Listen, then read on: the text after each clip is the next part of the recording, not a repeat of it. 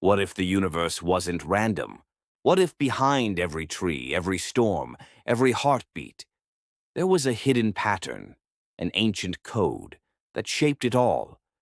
You've seen it before, even if you didn't know its name. In the spirals of galaxies, the symmetry of a snowflake, the chambers of your own heart.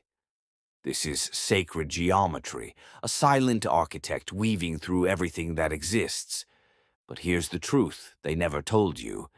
Sacred geometry isn't just about pretty shapes or spiritual aesthetics. It is the blueprint of creation, a cosmic language spoken not with words, but with patterns, proportions, and divine precision. Ancient temples, star maps, pyramids, mandalas, they all whisper the same secret.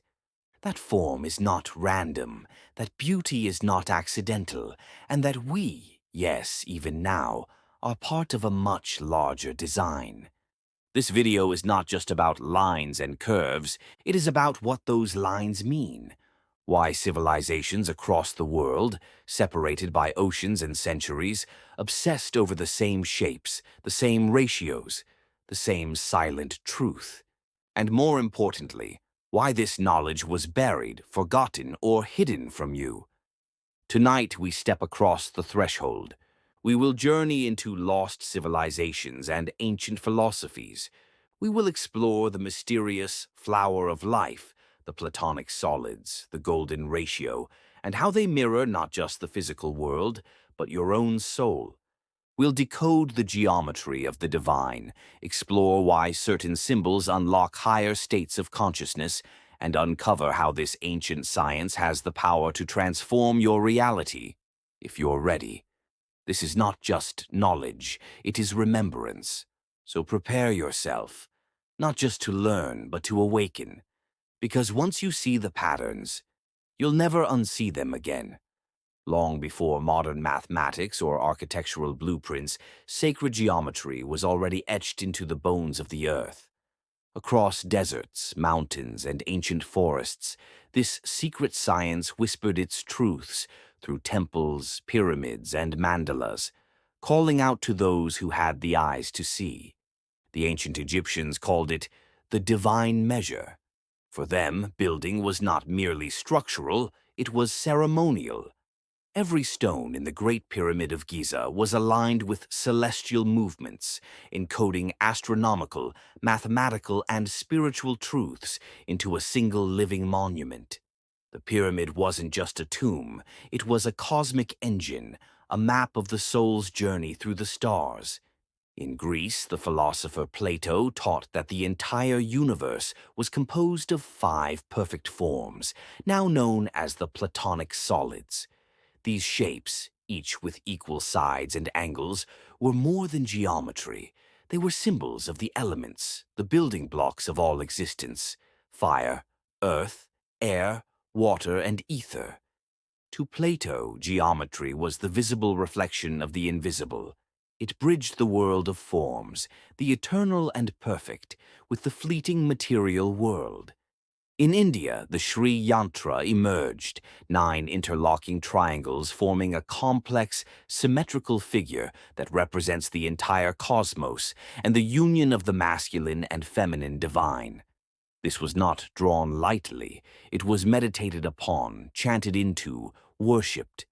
Each line, each proportion was considered to be the vibration of a divine truth. Even the Mayans, far across the ocean, constructed temples with staircases that aligned with equinoxes and solstices, casting serpent-like shadows that slithered down ancient stones in perfect sync with the sky. How did civilizations across continents with no known contact create such mathematically aligned, spiritually charged works? Because they were not simply architects, they were initiates, keepers of a truth that transcended language. But this knowledge was never meant for the masses.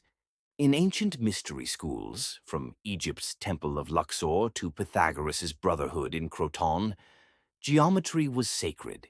It was not taught, it was transmitted, carefully, secretly. Because it held power, the kind that could shift a mind, open a heart, and reorder reality.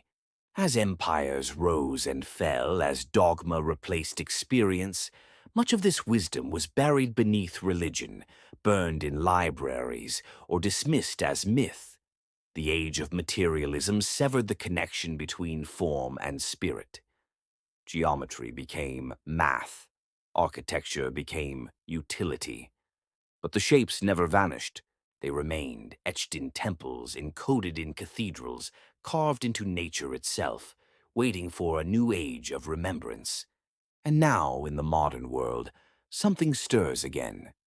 People are being drawn, mysteriously, inexplicably, to these symbols, to this language of light and proportion. Why? Because sacred geometry is more than history. It is truth in form, a mirror reflecting the deepest order of the universe and of ourselves. To understand sacred geometry, we must first abandon the modern notion that form is accidental or purely functional. In the ancient world view, every shape, every ratio, every proportion was alive. It was not just design. It was intelligence made visible. Let's begin with the circle, the most ancient and universal symbol. No beginning, no end. Perfect symmetry in all directions. The circle represents the eternal, the divine source from which all creation emerges. In countless traditions, it is the symbol of unity, wholeness, the womb of creation. The seed of life, both literally and metaphorically, begins here. From the circle, a new pattern emerges, the Vesica Piscis. This is formed when two circles intersect, creating a shape in the middle that resembles an eye or a doorway. In ancient texts, this was seen as the womb of creation, the portal between spirit and matter. It's also the foundational geometry for constructing all other sacred forms. And here begins the flower of life. By continuing the process of overlapping circles, you generate a beautiful, intricate lattice, a pattern found in ancient sites from Egypt's Osirian temple to Leonardo da Vinci's secret notebooks. Within the flower of life lies the seed of life, the tree of life, the fruit of life, each one a deeper layer of encoded wisdom. But this isn't just sacred art, it's sacred architecture. Because when you draw lines connecting the centers of these circles, you uncover the Metatron's cube, a figure that contains all five Platonic solids. These five shapes, tetrahedron, cube, octahedron, dodecahedron, and icosahedron, are not random. They are the only shapes in existence where each face, angle, and edge are perfectly equal. Ancient mystics saw them as the elemental blueprint of all that exists. The tetrahedron represents fire, the cube is earth, the octahedron corresponds to air, the icosahedron to water. The dodecahedron, the most mysterious of all, was said to represent ether, spirit, the divine matrix. Together, these five forms build the foundation of molecular structures, crystal lattices, even DNA helices. They are not just philosophical, they are physical. Sacred geometry exists not just in temples, but in your own cells. And then we arrive at the golden ratio, also known as phi, or 1.618. This ratio is everywhere. It governs the spirals of galaxies, the branching of trees, the unfurling of ferns. Your bones follow it. So do seashells, hurricanes, and sunflowers. It is the number of life's divine unfolding, where structure and beauty meet. The golden ratio is encoded in the Fibonacci sequence, a simple series of numbers where each number is the sum of the two before it. 0, 1, 1, 2, 3, 5, 8, and so on. As the sequence grows, the ratio between the numbers stabilizes into the golden ratio. This is not just mathematical elegance, it is spiritual intelligence. Because growth in nature is not linear, it is spiral. Just as the cosmos expands in spirals, so too does consciousness. Our journey through awakening doesn't move in a straight line, but in cycles, ever-widening spirals toward deeper truth. These forms and ratios are more than observations of nature. They are instructions from the universe, a divine code embedded in every breath, every heartbeat, every unfolding leaf. They tell us that reality is not chaos. It is order disguised as mystery. And if you learn to recognize these forms, not just with your eyes but with your intuition, you begin to see the hidden symmetry behind all things. You begin to remember that you, too, are part of this design. By now, we've seen how sacred geometry reveals the hidden architecture of the cosmos. But what if I told you that these forms do more than shape the physical world? What if they were also keys to unlock states of consciousness, access forgotten memories of the soul, and awaken dormant powers within? Let's begin with a paradox. Sacred geometry is both mathematical and mystical. It is exact, yet alive, fixed, yet ever-evolving. That's because it reflects the dual nature of existence itself, the finite within the infinite, the known inside the unknown. This is why mystics across cultures saw geometry not as mere symbol, but as vibration made visible. Take the Sri Yantra, used in ancient tantric practices. On the surface, it's 9 interlocking triangles. But meditate on it, and something begins to happen. The mind stills, the heart opens, the self dissolves. Each layer represents a stage of spiritual unfolding, from material illusion to cosmic unity. And the center, the bindu, represents the source, the singular point from which all duality is born and to which all things return. This is sacred geometry not as art, but as a portal. The same principle appears in labyrinths, ancient spiral paths found from Crete to Chartres Cathedral. Walking the labyrinth is a metaphor for the soul's journey, winding, disorienting, but always leading to the center. In the stillness at the heart of the labyrinth, many have experienced visions, clarity, and even the dissolution of ego. Then there's the torus, a dynamic shape resembling a donut or an apple. But it is so much more than that. It is the model of energy flow around all living systems, from atoms to galaxies, from the electromagnetic field of your heart to the magnetic field of the earth. The torus teaches us this. Energy flows out, circles around, and returns. Creation is not linear. It is reciprocal. And consciousness? It behaves the same. What you send out, through thought, intention, emotion, inevitably returns. The torus is the geometry of karma, of manifestation, of the breath of life itself. But perhaps the most fascinating revelation is this. Your body is a temple built on sacred geometry. Your DNA spirals with the golden ratio. Your pineal gland, long regarded as the seat of the soul, is shaped like a pine cone, reflecting the Fibonacci spiral. Your energy body, the chakras, meridians, aura, unfold in forms mirroring Platonic symmetry. The ancients were aware of this. That's why their temples weren't just places of worship. They were resonance chambers, designed to amplify specific frequencies and induce higher states of awareness. Sound, light, and form were woven together to align the visitor with universal truth. Standing in such places, like the king's chamber in the Great Pyramid or the inner sanctum of a Hindu shrine, you feel it, a resonance, a stillness, a subtle reordering. The geometry is doing something. It's not just structure, it's activation.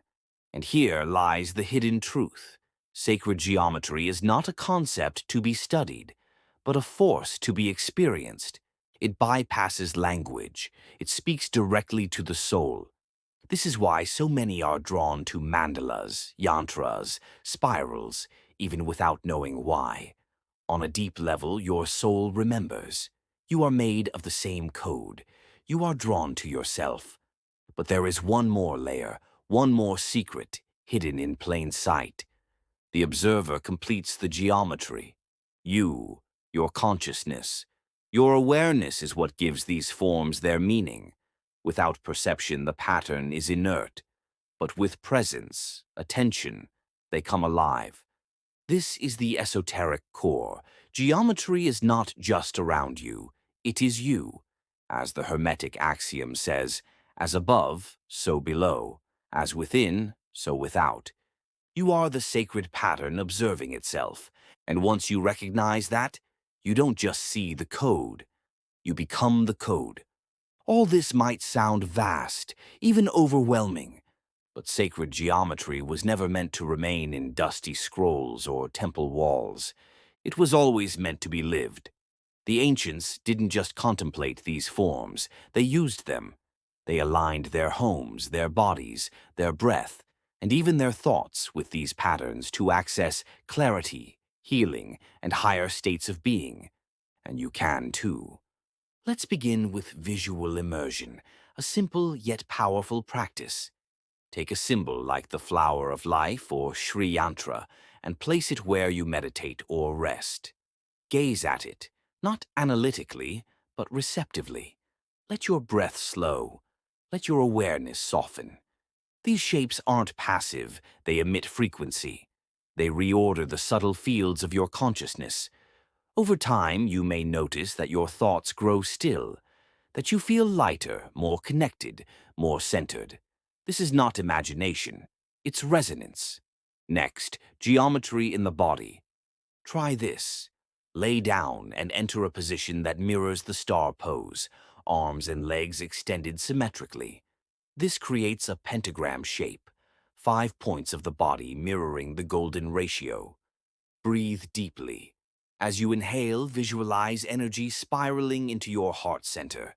As you exhale, feel it expanding out in perfect symmetry. You are embodying sacred geometry, literally. You can also use geometry through movement. Practices like Qigong, Tai Chi, and Sufi whirling are rooted in circular and spiral motion. These movements activate the body's toroidal energy field, helping you circulate life force energy more consciously. Each motion becomes a dance of intention and form, geometry made alive. Then there's sound. Remember, every geometric shape corresponds to vibration. Try toning or chanting while meditating on a geometric symbol. Even humming Om while visualizing the Sri Yantra can harmonize your mind and nervous system. This isn't just spiritual, it's neurological. You're rewiring your brain through frequency and form. And finally, create with geometry. Draw mandalas, build with symmetry, work with crystals shaped into platonic solids, wear talismans inscribed with the seed of life. Don't just learn sacred geometry, bring it into your space, into your energy field, into your breath. But here's the key. Don't obsess over getting it right. Sacred geometry is not about perfection, it's about presence. Your intention, your alignment, is the true activator. That said, be mindful of common pitfalls. Many people approach this knowledge with the mind alone, trying to decode sacred geometry like a puzzle. But its true power isn't intellectual, it's experiential. Also, avoid turning it into superstition or aesthetic obsession. Geometry isn't magical because it looks pretty. It's powerful because it reflects truth. Use it to awaken, not decorate. As you begin working with these patterns, watch your perception shift. You may start to feel more connected to nature, to people, to something greater. You may find your intuition heightening, your dreams intensifying, your sense of purpose sharpening. Why? Because sacred geometry isn't just outside of you, it's the pattern of your own becoming. To walk the path of sacred geometry is to walk the spiral path inward toward the source. What if the universe was never silent, but speaking in a language we forgot how to hear? What if every spiral in nature, every symmetry in your own body, every sacred symbol that pulls at your soul, was a message? not just a design, but a reminder. Sacred geometry is not just ancient knowledge, it is primordial memory, the kind that lives in your bones, your breath, your dreams. It tells you that you are not separate from the stars or the stones, that your thoughts ripple through fields unseen, that reality itself is not random, but woven by intelligence, intention, and infinite design. We've journeyed through temples, symbols, spirals, and stars, but the real temple is you, and the real mystery is what happens when you remember who you are. This is not about worshipping shapes, it is about embodying alignment. When you breathe with sacred geometry, move with it, meditate upon it, you begin to live in resonance. You begin to remember your place in the pattern. You begin to create, not by force, but through frequency. Because ultimately, sacred geometry doesn't just describe reality, it transforms it. And you, dear seeker, are the alchemist. So, the next time you see a spiral, a mandala, or a flower blooming in perfect proportion, pause. You're not just looking at beauty, you're looking at the face of the divine. And when you look inward and see those same patterns unfolding within you, you'll know. The code has always been there, waiting, alive. If this journey stirred something within you, share it. Let it ripple, and in the comments, tell us what sacred patterns are showing up in your life. Let's explore the geometry of consciousness together. Until next time, stay aligned, stay awake, stay sacred,